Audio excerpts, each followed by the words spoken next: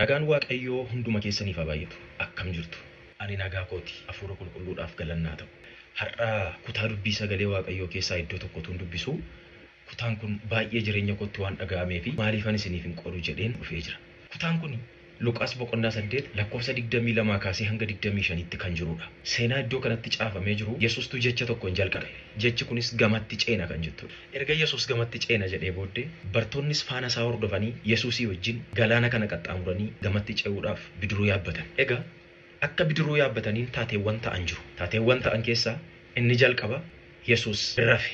Inni lammaffaa qilleensi jabaan gara bishaanichaatti qilleensa'uu jalqabe. Qilleensi kun immoo akkasuma miti waan fidee dhufee qaba. Bidiruu isaaniitti bishaantu guutuu jalqabe. Afuraffaa irratti jireenya isaaniif sodaatan.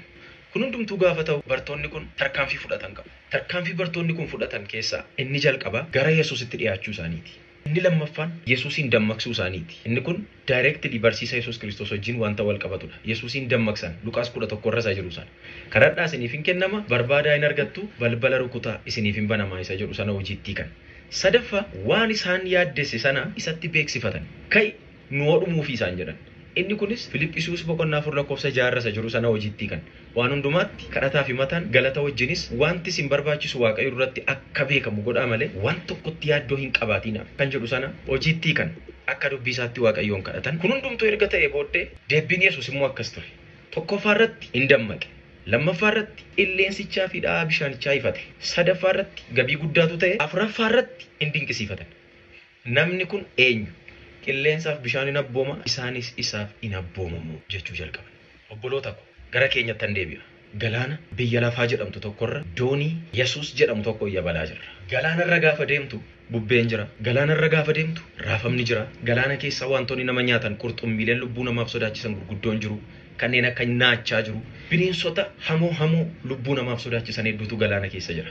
Wantoota nama jedhe kun hundi isaanii galaana keessa akkuma jiran. Galaana biyya lafaa nuyi ammarra deemaa jirru kanarras lubbuu keenya kan barbaadan, hafuura keenya kan barbaadan, jireenya keenya kan barbaadan, nu naasisuu, nu sodaachisuu, nu ergachuu, abdii nu kutachiisuu kan barbaadan kallattii garaagaraarraan marsanii kan nu lolan baay'eetu jiru. Kana keessatti garuu waan tokko haa yaadannu. Al tokko jireenya keenya keessatti Waaqayyo hin callisa.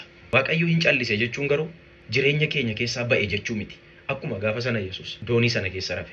Yesuus gaafa sana doonii keessa hin rafe malee doonii sana keessaa sokke miti. Akkuma sana har'as Waaqayyo hin callise jechuun Waaqayyo doonii keenya keessaa ba'e jechuu miti. Kanaaf qilleensi yeroo dhufu waan nyaatamne yeroo nutti fakkaatu jireenya keenyaaf yeroo sodaannu maal gochuutu nurra jiraata? Akkuma bartoonni godhan inni jalqabaa gara Kiristoositti dhiyaachuudha. Inni lammaffaa immoo Luqaas boqonnaa 11 irra isa jiru sana hojiitti hiikuudha. Kiristoositti himachuudha. Rakkoo keenya beeksisuudha. Inni sadaffaan waan nu yaaddesse sana Waaqayyotti beeksisuudha, galateeffachuudha. Kanaaf yaa obboloota koo jabaadhaa, hin sodaatina. Yesuus Kiristoos deebi'ee hin dhufa. Biyyi lafaa mo'ameera. Yesuus Kiristoos deebi'ee hin dhufa. Gara Yesuusitti taasiqan waan nu yaaddesse isaa beeksifannu. Galatoomaa.